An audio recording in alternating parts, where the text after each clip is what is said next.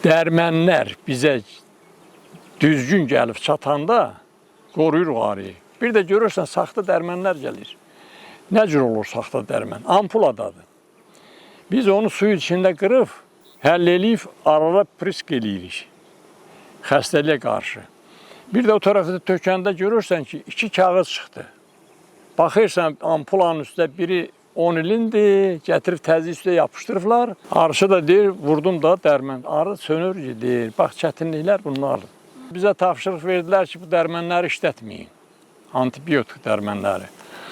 Mən də elə kakraz dedim ki, bəs onunla biz arıları müalicə edirik. Fevralla martın arasında o xəstəlik gəlir, nozematoz xəstəliyidir.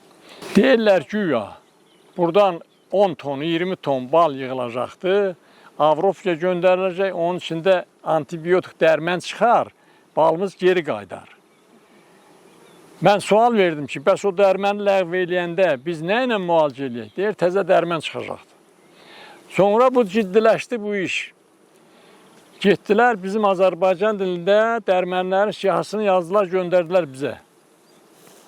Biz baxıram mən orada ki, bu antibiotiklərin biz heç adını eşitməmişik. Nə özünü işlətmək? Adını da eşitməmişik.